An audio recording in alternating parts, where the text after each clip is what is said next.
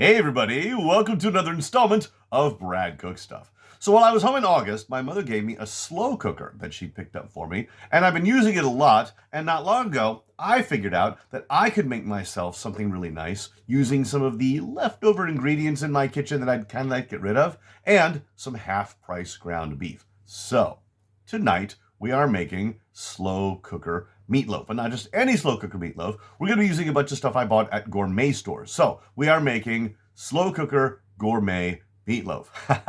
Anyway, let's take a look at the ingredients and see what we're working with. Here are the ingredients for tonight's meatloaf.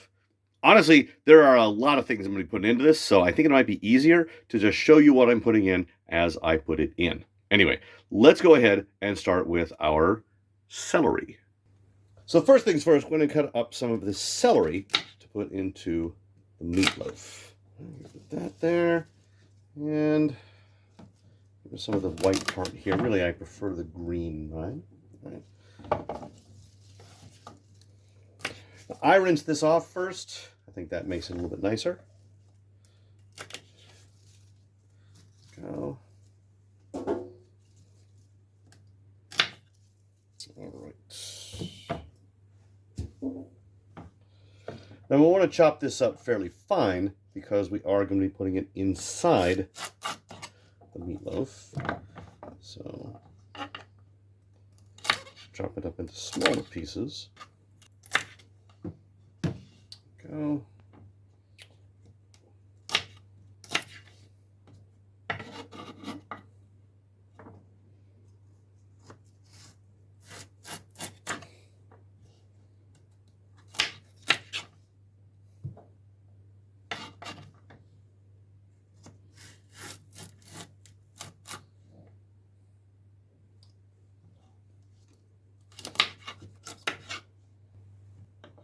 All right, well, there's our celery right there. We'll go ahead and set that aside until we're ready to use it. So, of course, we're going to start out with all of this ground beef, which I managed to get at a significant discount. Toss this in here.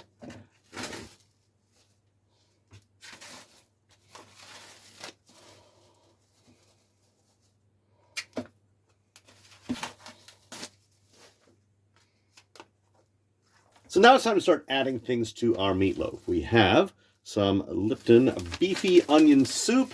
This is a lot of meat, so we're going to go ahead and add the entire pouch. There we go. Flatten this out a little bit. All right.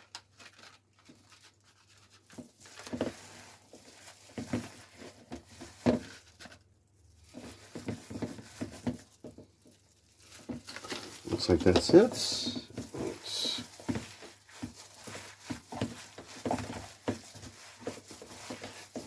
The next thing we're going to add is some of this green goddess seasoning. Just a little bit. Next, I want this to be a little spicy maybe. So we're going to put in some of this explosively spicy powder.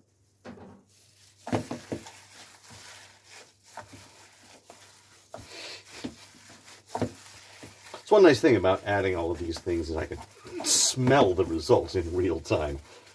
So next, finally going to add in some Hatch Chili Verde seasoning. I got this at Aldi when I was back in the States. It'd be nice and flavorful. Let's hold this up. Let's add in our chopped celery.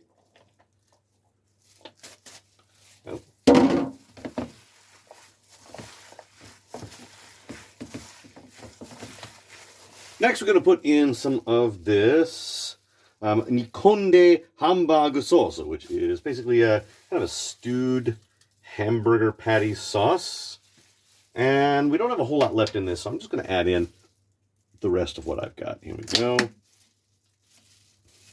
All right, that covers that. That smells good too. Another major ingredient of meatloaf is eggs.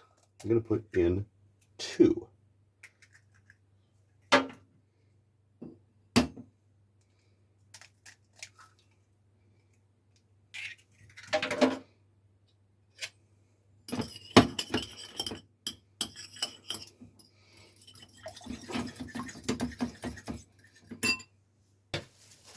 right, let's put in the egg there.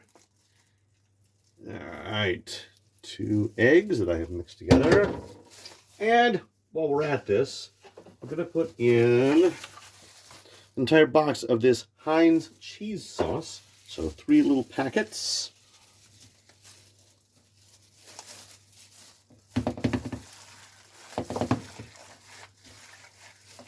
The egg first. There we go. And then we'll squeeze in our cheese sauce.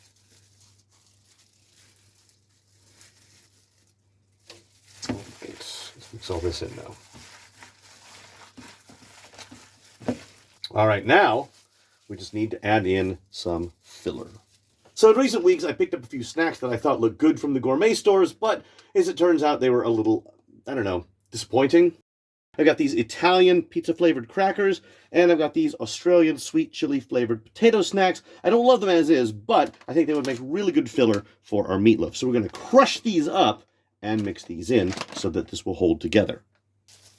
I did the best I could, but yeah, we've got a whole bunch of filler. We're going to add that to our meatloaf mix. There we go. And mix it in. Whoosh.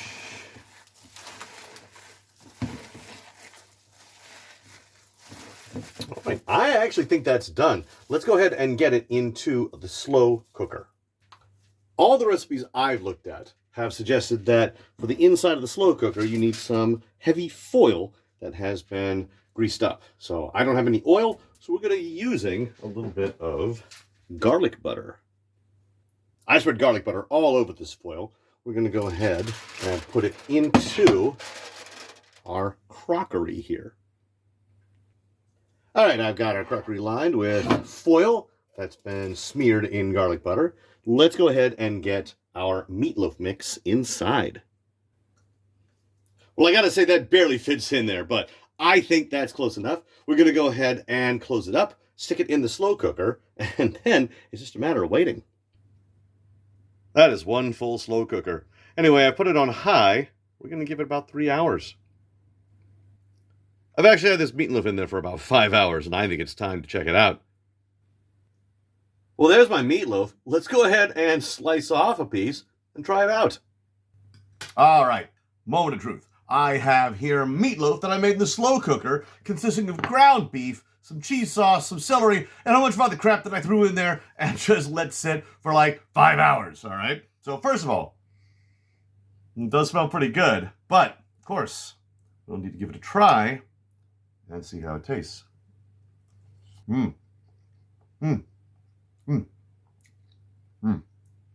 Oh, that is good. That is good. I do like a good meatloaf. Yeah, let's go more. All right, that is good, though I'm not sure I can taste anything specifically except for the celery. Now, there are seasonings in there. I can taste that there is a strong flavor, but I don't know if I can specifically taste anything I put in. All right. Yeah, this is nice. It's hearty for sure. I mean, it's definitely hearty. That's the one nice thing about meatloaf, is that it is definitely something that you can eat and fill up on. This is my first meatloaf in the slow cooker, and honestly, I haven't made meatloaf that much since the first time I made it for the channel, so I'm still getting kind of used to it. But yeah, I think I can call this a qualified success. Was this hard to make? Not at all. Was this time-consuming to make? Only because I had to wait hours for it to be finished. The actual time for preparation was maybe 20 minutes. It didn't really take that long to put together. It was more a matter of just waiting for it to be done. As for substitutions, it's meatloaf. You can do any number of substitutions because that's how meatloaf works. Yeah. So I have some here left on my plate, and I'm having this as kind of a late dinner, as I usually do. But I also have a great deal of meatloaf left behind me on top of the fridge there that I can have another time or another 2 or 3 times. It's a lot of meatloaf, which is fine with me. Anyway, as always, I appreciate you guys stopping in, and we will see you in the next video.